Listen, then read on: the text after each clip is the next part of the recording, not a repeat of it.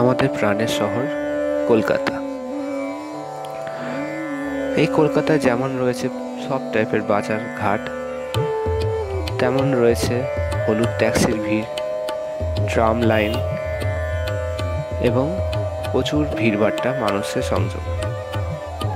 কিন্তু এই সংযমের মাঝেও আমরা দেখতে পাই কারিগরি, শিল্প ও সংস্কৃতি। তো এই সব মধ্যেও আমরা চাই খুঁজে পেতে একটা শান্ত নিরিবিলি সময়। তো এই নিরিবিলি সময় খুঁজে পেতে আমরা চলে গেছি আজকে কলকাতা গঙ্গার বুকে নৌকা বিহারে। তো আসুন দেখে নেওয়া যাক কি কি করা হচ্ছিল।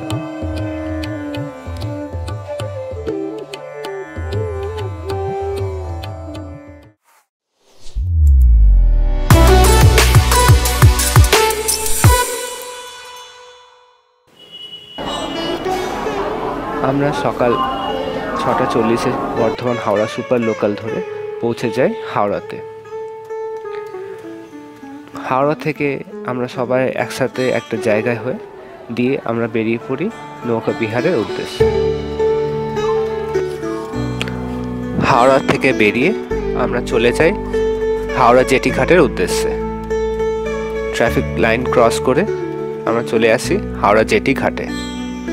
এখানে আমাদের জন্য টিকিট আগে থেকে কেটে রাখা ছিল, তো আমাদের আর টিকিটের জন্য লাইন দিতে হয়নি। পরপর আমরা একে একে ঢুকে যাই।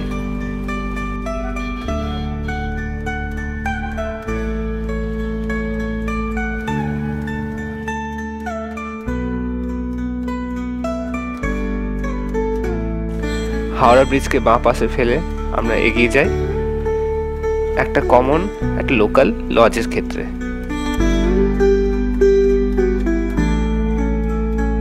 এই লজটা কিছুই না, আমাদের খালি ওই পারে করবে, যেটা হচ্ছে বাবুঘাটের দিকে আমরা যাব। বাবুঘাটে দাঁড়িয়ে আছে আমাদের জন্য যে লজে করে আমরা সারাদিনটা ঘুরবো, সারাদিনটা নৌকা বিহার করব, সেই লজটা দাঁড়িয়ে আছে বাবুঘাটে। তো এই লজটা আমাদের বাবুঘাটে নামাবে।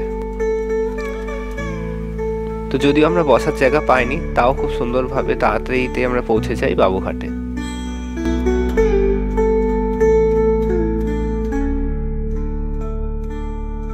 লজে ছিল সেদিন প্রচুর ভিড়, বসার জায়গা একদমই পাওয়া যায়নি।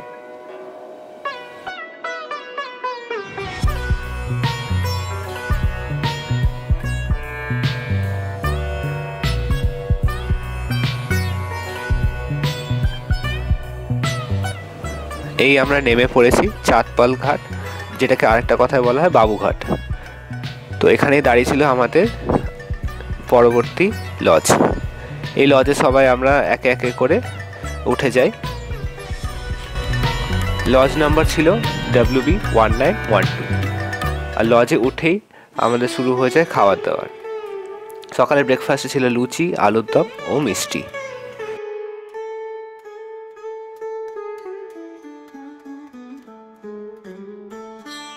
এদিনকার ওয়েদার ছিল খুবই ভালো, না খুব বেশি ঠান্ডা, না ঠান্ডা হাওয়া, না ছিল গরম, একদম মনোরম ওয়েদার ছিল। আমরা এগিয়ে চলে আসি হাওড়া ব্রিজ, যেটাকে বলা হয় রবীন্দ্র সেতু।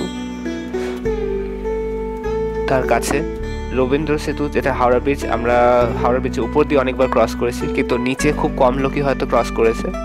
তো এবার আমরা হাওড়া ব্রিজের নিচ দিয়ে প্রথমবার ক্রস করছি। নিচ থেকে কেমন লাগে সেটা দেখতে পেলাম।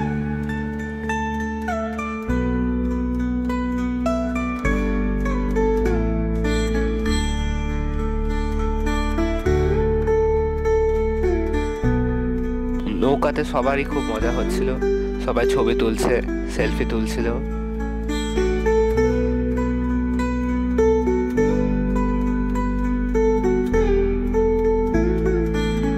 এরকম একটা এক্সপিরিয়েন্স খুব কমই হয়েছে। আগে আমরা পিকনিক অনেক জায়গায় করেছি, কিন্তু এরকম টাইপের পিকনিক আমাদের হয়নি। জলের উপর ভাসতে ভাসতে অচেনা লোকেদের সাথে কত অচেনা লোক চেনা হয়ে যায় এইসব পিকনিকে আসলে। আর আমাদের গোপাল বাবু এসছে আমাদের সঙ্গে। এরপর শুরু হয় নাচ।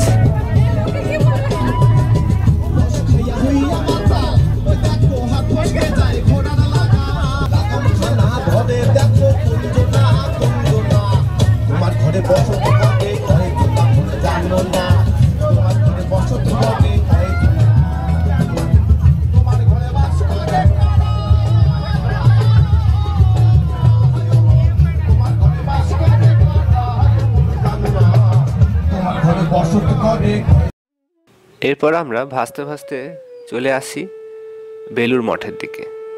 বেলুড় মঠ আমরা প্রথমবার এই নৌকা থেকে দেখছি।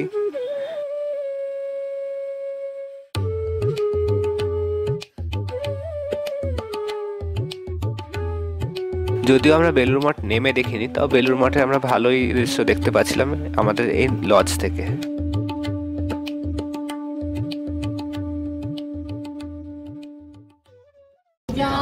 এরপর শুরু হয় গান। অনেকজন যারা ছিল, যারা গান জানে, তারা গান করেছে সবাই।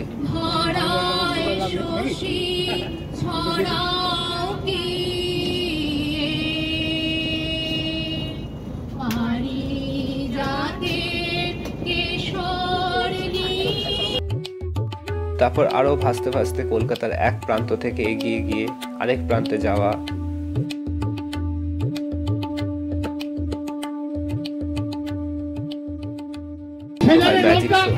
সবুজ, এরা দুজন কালারটা চেঞ্জ করছে, কিভাবে ম্যাজিকটা দেখাচ্ছে দেখুন।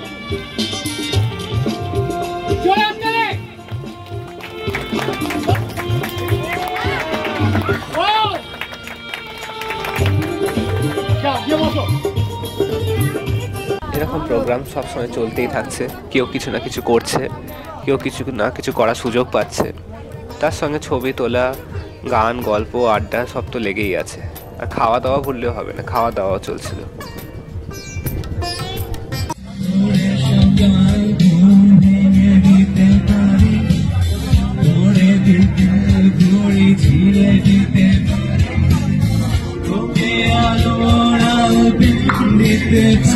You just received a text message.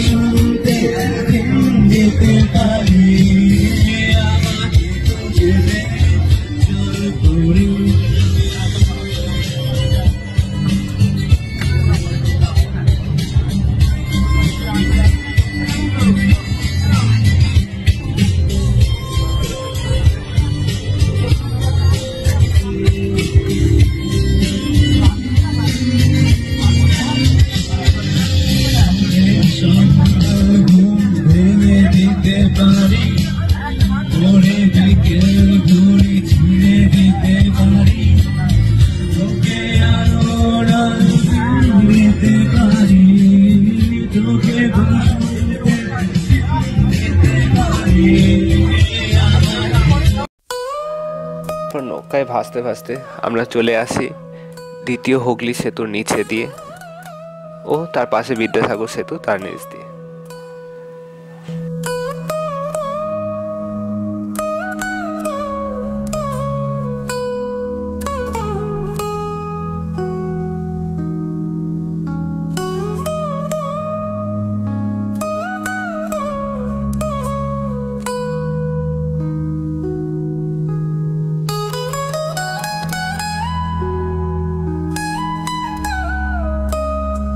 Bridge cross করতে করতেই আমাদের চোখে পড়ে মা ভবতারিণীর দক্ষিণেশ্বর মন্দির।